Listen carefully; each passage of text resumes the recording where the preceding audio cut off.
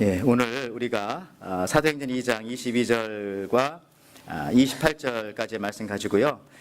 신데렐라의 저주를 푸는 법에 대해서 함께 같이 말씀 나누고자 합니다. 여러분들, 요즘에 참 두려운 세상 우리가 살고 있습니다. 두려움이 세상을 지배하는 것 같아요. 왜 그러냐? 보험 상품이 그렇게 잘 팔리지 않습니까? 또 여러분들도 요즘에 식사하시면서도 걱정 안 하면서 식사하시는 분들 별로 없는 것 같아요. 이거 먹어도 되는 건가? 이거 너무 많이 먹으면 배가 나오고 살이 찌고 체지방이 늘어나고 내장 비만이 생겨서 고혈압이 생겨서 당뇨 등등으로 맛있게 드시면서도 우리는 그런 생각을 하면서 먹잖아요. 그렇죠? 그리고 먹으면서도 이게 정말 깨끗한 음식인가? 참 즐거운 시간인데도 걱정이 빠질 수가 없어요. 또 어떤 여집사님은 주무실 때 보니까 옆에 있는 남편도 쳐다보지 못하고 주무신다고 하더라고요. 볼살이 처질까 봐. 그래서 천장만 보고 주무시는 분들이 한국에는 그렇게 많대요. 얼마나 두렵겠습니까? 역사적으로 봐도 그 로마의 황제였던 그 옥타비아누스 같은 경우는 어두움을 두려워했어요. 반이 어둠인데 일생에, 그러니까 일생을 그냥 두렵게 살았다는 거죠. 앙리 3세 같은 프랑스 왕은 고양이를 두려워해서요. 고양이 소리만 들어도 생똥을 싸고 그랬다고 합니다. 얼마나 무서웠으면. 엘리자베스 여왕 같은 경우는 장미꽃을 두려워했다고 합니다. 그 아름다운 장미꽃을 두려워했어요. 프로이드는 기차 여행을 두려워했고요. 또 북한에 있었던 김정일은 비행기 공포증이 있기 때문에 평양에서 모스크바까지 열차 타고 갔다 오는 사람이잖아요. 그런 걸 보면서 인간이 왜 이렇게 두려움의 노예로 살아가나. 여러분, 범죄하기 전에는요, 영원하신 하나님과 연결되어져 있었는데 영원히 범죄 이후에 영원하신 하나님과의 관계가 끊어졌기 때문에 영원하지 않기 때문에 두려운 겁니다. 영원과 떨어져 있기 때문에 두려운 겁니다. 인간의 가장 두려움을 잘 나타내는 것들이 그 문학 작품이라고 생각합니다. 문학 작품 중에 1697년 샤를 페로가 이제 이렇게 수집한 것 중에 하나가 우리가 잘 아는 신데렐라라고 하는 동화가 그 한 동화입니다. 여러분 아시죠? 우리가 어린 시절 고무줄 놀이를 하면서 불렀던 노래, 신데렐라는 어려서 부모님을 잃고서 계모와 어린 동생 구박을 받았더래요. 샤파 어린 샤파인가? 얼마나 울었을까? 사바사바인가요? 사바사바 하이 사파인가? 1980년 이렇게 끝나는 건데, 참 이 노래가 어떻게 이렇게 구전됐는지 모르겠지만은 내용은 그렇잖아요. 신데렐라가 어려서 부모님을 잃었어요. 구박을 받으면서 어렵게 살았습니다. 그런데 어느 날 그 나라에 왕자님이 잔치를 벌리고 초대를 했어요. 신데렐라도 그래도 귀족 계급에 있었기 때문에 가고 싶었어요. 그런데 어떡합니까? 새 엄마가 데려가지 않는 거죠. 천한 신세가 되어서 왕자님을 그리워하고 있는데 요정이 나타나서 신데렐라를 아주 눈부신 미모의 여인으로 만들어줍니다. 그리고 화려한 드레스를 뿅 해서 입혀주고, 그다음에 빛나는 유리구두를 신겨줍니다. 그리고 호박을 뿅 해가지고 마차로 만들어주고요. 그리고 쥐를 변장시켜서 말로 만들어서 그 마차를 끌고 가게 하는 거죠. 그러면서 이제 한 가지 얘기해 주죠. 대신 주의할 게 하나 있는데 이건 정말 조심해야 되는데 무엇입니까? 12시가 넘으면 마법이 풀려서 본래 모습으로 돌아오기 때문에 반드시 12시 이전에는 꼭 돌아와야 된다고 이렇게 신신당부를 해주는 거죠. 신데렐라가 연회장으로 갔습니다. 왕자의 환심을 얻게 되었고 왕자님과 춤을 추기 시작합니다. 첫째 날은 11시 45분에 돌아왔어요. 근데 둘째 날 갔는데 그때는 더 관계가 진적되어 가지고 더 춤을 추면서 대화가 깊어지다 보니까 12시 개종시계가 울리기 시작합니다. 어떡합니까? 그 소리를 듣고 신데렐라가 불이 나게 도망치다가 그만 신발 하나 떨어뜨리게 되는 거죠. 여러분, 이 부분에서 12시가 되자 모든 마법이 풀려서 다시 본래 모습으로 돌아온다.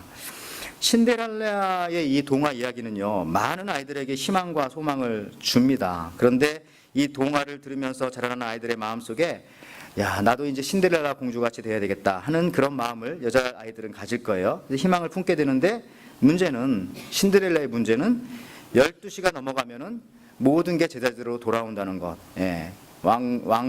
공주 같은 그런 모습이 갑자기 하녀의 모습으로 돌아오고 모든 것이다. 그리고 그것은 단 한 번밖에 주어지지 않는다는 것. 12시를 넘기면은 모든 꿈은 다 사라지고 만다는 것. 그리고 12시 이후에는 왕자님과의 추억을 그리면서 살 수밖에 없다는 것. 사실 이게 굉장히 비극적인 내용이죠. 물론 어린이들 동화기 때문에 마지막에는 어떻게 또 다시 만나서 살게 만들어줬지만 가만히 생각해보면 두렵고 좀 그런 내용일 수 있어요. 이거 어떻게 다시 돌아오면 어떻게 하나. 12시까지만의 그 마법의 효과가 있다는 설정, 언제 생각해봐도 참 좀 아쉽습니다. 근데 12시를 넘긴 신데렐라의 고민, 어떻게 보면 오늘 이 현대를 살아가는 우리들의 고민은 아닐까 하는 생각을 할 수 있어요. 여러분, 어떻게 하면 인생의 행복을 다시 찾을까? 그런 고민하시는 분들 여기 계세요. 내가 젊었을 때는, 한때는 이미 12시를 넘어간 신데렐라처럼 그 과거를 추억하고 회상하면서 그렇게 살아가시는 분 계세요? 아니면은 지금 가지고 있는 이 기회를 놓칠까? 또 이 가지고 있는 것들을 잃어버릴까? 건강이면 건강, 가지고 있는 쥐이면 쥐, 이런 것들이요, 전전긍긍 또 자불안석하면서 그렇게 살아가지는 않으세요? 기회를 상실하고 자격을 상실하고 은혜를 상실한 채 또 후회와 그리움과 환승과 그런 원망 같은 것들을 가지고 여러분 살아가시진 않습니까? 오늘 예배 참석하는 모든 여러분들 12시를 넘긴 신데렐라가 되지 않기를 축원합니다. 혹시 그런 분 계세요? 계시면 잘 들어보세요. 계속해서. 자, 이 왕자님과의 화려한 파티가 12시가 되자 허무하게 끝나버리는데, 그래서 사람들은 옛날이요. 그리고 어떤 사람은 한쪽 유리구두를 벗겨놓고 왔잖아요. 그 한쪽 남은 것만 가지고 그것만 붙잡고서 이제 행복한 이게 꿈이었구나, 생시였나 이러면서 살아가면 안 되죠. 12시가 다 되어갔다. 모든 것이 허무해진다, 쓸쓸해진다. 성경도 이런 말씀하세요. 사무엘상 12장 21절 말씀해 보면요, 돌이켜 유익하게도 못하며 구원하지도 못하는 헛된 것들을 쫓지 말라. 그것들은 헛되니라 하면서 세상에 있는 모든 것들이 다 12시를 넘긴 신데렐라의 그 모습과 같이 다 헛되다는 겁니다. 헛된 이유가 뭐냐면은 제한적이기 때문에 그렇다는 거죠. 우리가 가지고 있던 행복도 영원하지 않다는 겁니다. 예수를 떠나 있으면은, 우리가 가지고 있는 건강도, 내가 누리는 모든 것도 예수 바깥에 있으면은요, 그게 제한적이기 때문에 그래서 행복하지 않다는 거죠. 그게 비극이죠. 옛날 중국 당나라에 노생이라고 하는 사람이 있었습니다. 이 사람은요, 큰 부자가 되는 게 소원이었어요. 그리고 출세해서 이름을 날리는 것이 또 소원이었어요. 거기다가 또 예쁜 아내를 얻어서 아들, 딸 낳고 행복하게 사는 것이 자기 소원이었어요. 그래서 이런 소원을 가지고 이렇게 어느 날 한단 지방을 여행하던 중에 거기서 어떤 한 신선을 만나게 됩니다. 영웅을 만나가지고 자기 소원을 하소연했더니 이 사람이 갑자기 뒤에 메고 있던 그 바랑 자루에서 백에서 목침 나무 베개를 딱 주면서, 야, 이거 베고 잠깐 쉬고 있어라 하면서 내가 밥을 해줄 테니까, 뭐 이렇게 좀 위로했어요. 아니 근데 신기하게도 그 목침을 딱 폈더니 잠이 막 오는 겁니다. 잠이. 근데 잠 속에서 이 사람이 어떻게 된지 알아요? 갑자기 비자마자 인생이 확 바뀌기 시작하는 거죠. 그의 소원대로 과거급제해가지고 높은 벼슬을 얻고 절세 미모의 여인을 맞아서 아들, 딸을 낳고 부귀영화를 누리며 행복하게 살았는데 무려 80년이라는 세월을 살았죠. 근데 그 누군가 갑자기 이런 소리가 들립니다. 밥 먹어! 그 소리 듣고 딱 깼다는 얘기죠. 눈을 벌떡 떠보니까 이게 진짜 꿈이었구나. 이게 80년 동안 부귀영화가 잠깐 밥 짓는 사이에 있었던 꿈 정도밖에 안 됐다, 이런 걸 얘기해 주는 거죠. 그러니까 우리가 여기서 누리고 얻고 가지고 있는 것들 가지고 우리가 너무 그걸 좀 잃었다고 해서 슬퍼하거나 그걸 좀 많이 얻었다고 해서 그것 때문에 기뻐하거나 할 이유는 없다는 거죠. 믿지 않는 사람들도 이런 얘기가 있지 않습니까? 왜? 우리는요, 이미 영혼이라고 하는 것에 잇대어져 있기 때문에. 여러분, 우리가 가지고 있는 이 두려움과 허무, 이기는 힘, 그게 바로 오늘 부활주일에 주시는 이 부활의 메시지입니다. 어떻게 하면 우리가 이 제한적인 축복에 따른 두려움과 허무감을 극복할 수 있을까? 오직 한 가지입니다. 부활의 소망, 부활의 기쁨, 온리, 이것밖에는 없습니다. 여러분, 우리가 인생을 살면서 여러분들 기적을 체험해 본 적 있으세요? 기적? 있으시면은 좋겠는데, 병고침 받아보셨어요? 아니면 뭐 로또라든지 이런 아주 그냥 생각지도 않은 것들이 뭐 큰 이런 것들 뭐 당첨되거나 갑자기 집을 샀는데 그게 20배로 튄다든지 뭐 이런 것들이 있으셨어요? 그 기적이죠. 여러분, 근데 이런 게 진짜 기적일 수 있을까요? 어떤 사람이 서울 가서, 우리 가끔 서울 가잖아요. 서울 가서 택시 탔는데 이제 예술의 전당 가야 되는데 갑자기 예술의 전당이라는 말이 생각이 안 나가지고 자기도 모르게 택시 운전수한테 전설의 고향 가자고 그랬더니 이 택시 운전수가 데려다 준 게 진짜 예술의 전당이었대요. 오, 신기하죠? 이런 일들이 어쩌다가 있나 봅니다. 예? 이게 어떻게 가능했는가? 이게 기적일까요? 이런 기적 경험해 보셨어요? 예, 기적이라면 이것도 기적이죠. 여러분, 근데요, 이 세상의 기적은 오직 한 가지밖에 없습니다. 예수님이 부활한 것, 그것밖에는 기적이 없어요. 왜 그러세요? 왜 그런가요? 성경에 보면요, 죽었다 살아난 사람들이 나사로 말고도 몇 명 더 있어요. 근데 대표적으로 요한복음 11장에 나와 있는 마리아 마르다의 오빠인 나사로 한번 생각해 보세요. 죽었다 살아났어요. 그런데 여러분들, 그게 기적일까요? 완벽한 기적은 아닙니다. 퍼펙트하지는 않습니다. 왜요? 다시 죽었기 때문에. 살았지만은 나사로도 또 죽었어요. 그러니까 이 세상에 아무리 죽었다가 살아난 사람이 있을지라도 그거 기적 아닙니다. 또 죽을 거기 때문에. 오직 이 세상에 첫 열매, 죽었다가 살아나서 다시 죽지 않는 존재는 예수님밖에 안 계세요. 그렇기 때문에 이 세상에 기적이라고 말할 수 있는 것은 유일하게 한 가지, 예수님의 부활, 그것만 기적입니다. 뭐 물 위를 걷고 홍해가 갈라져도 계속 갈라지나요? 다시 원상태로 됐는데, 기적 아무도 그때 있는 사람만 알지 우리는 모르잖아요. 이 세상에 있는 것들은 기적이 아니에요. 정말 진정한 기적이 아니에요. 왜? 제한적이기 때문에. 병 고침 받았나요? 받으면 뭐예요? 또 죽을 건데.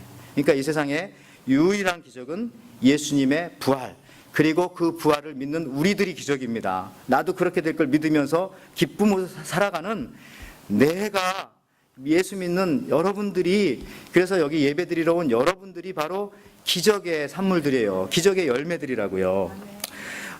우리가 진짜 기적을 체험한 사람들입니다. 그러니까 예수 믿고 있죠. 지금 고린도전서 15장 14절부터 15절 말씀 보세요.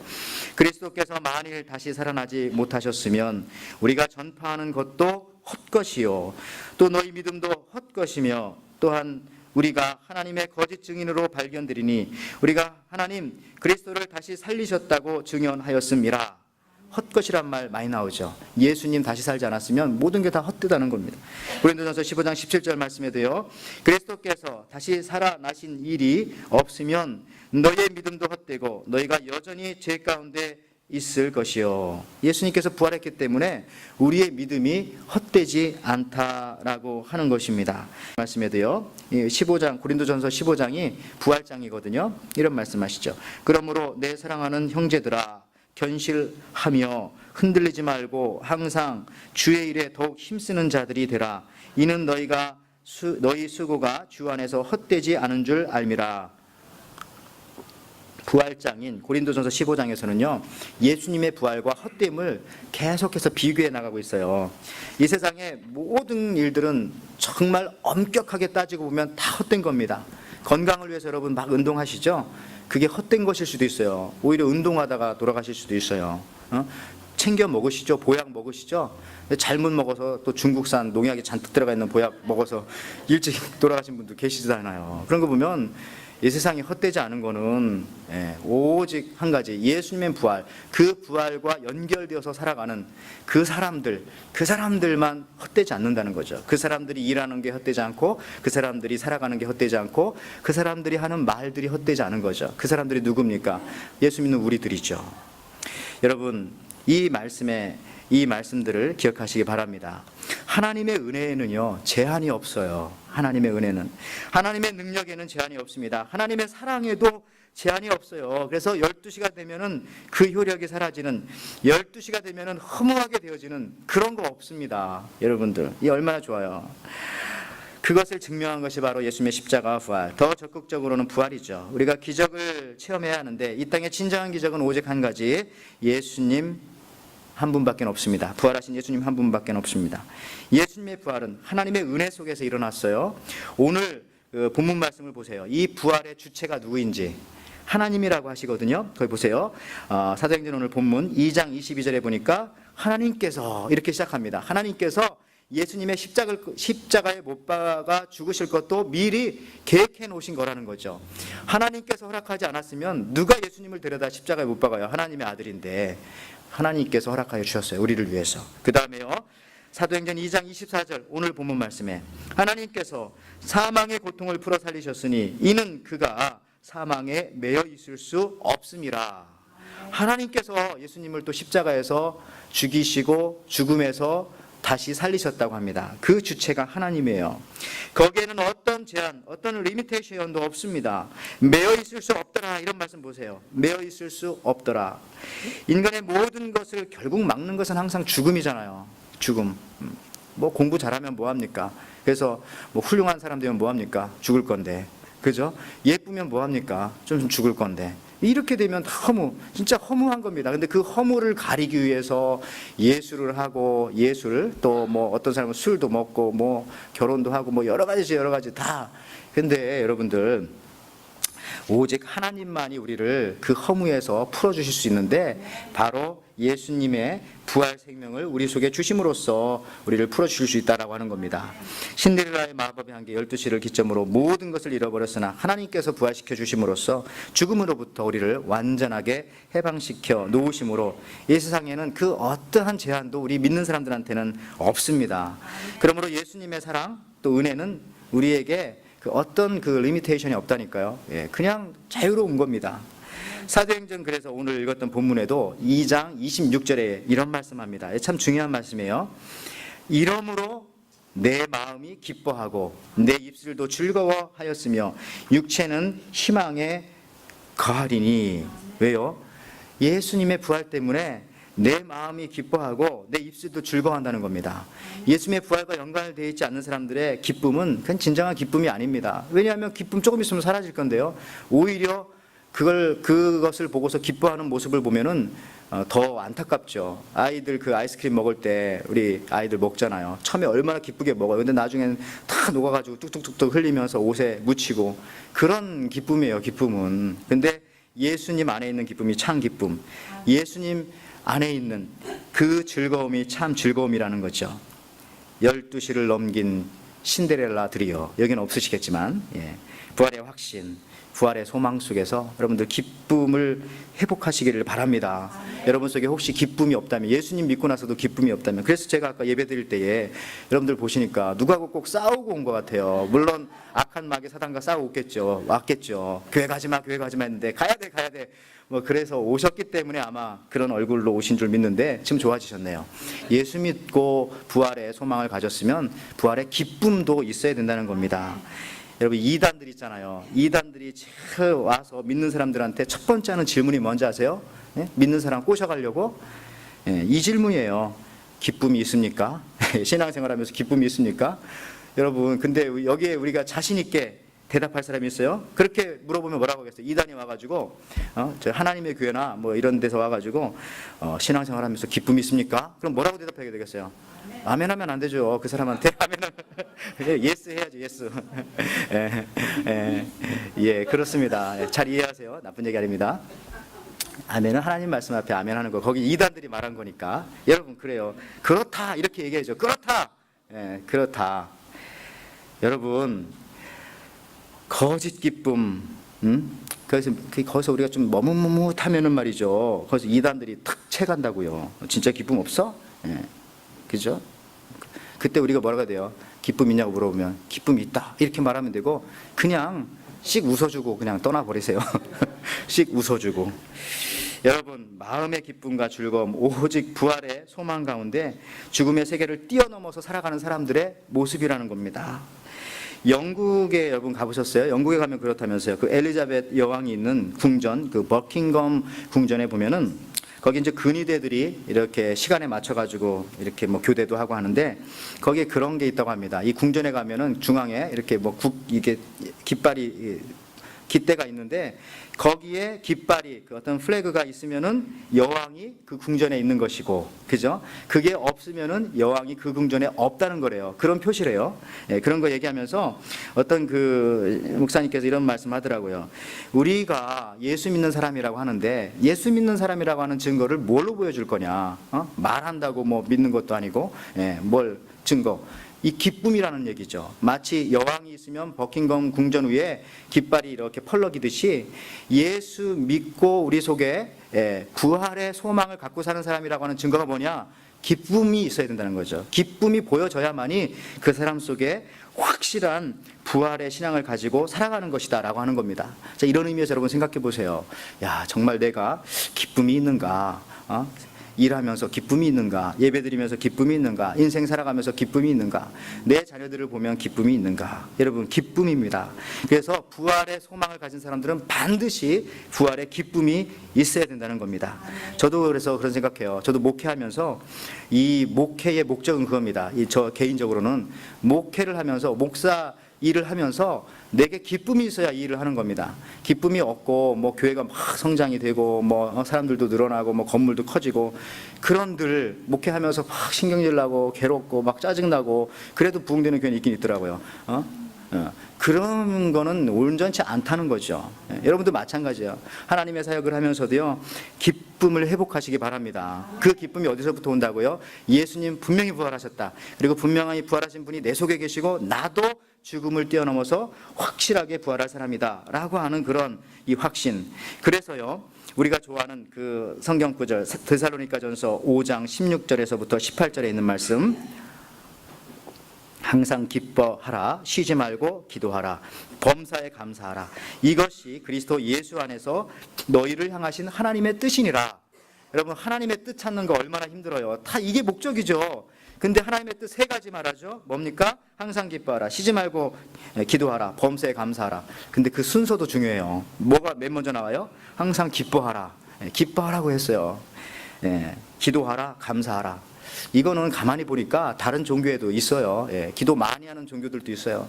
감사도 잘하는 그런 종교가 있어요. 근데 기쁨은 있을지라도 우리랑 다르다니까요. 그 기쁨은 달라요, 여러분들. 그래서 어떤 분들은 불교는 초상집 같다고 하고, 유교는 제사집 같다고 하고, 그리고 기독교는 결혼식장 같다고 합니다.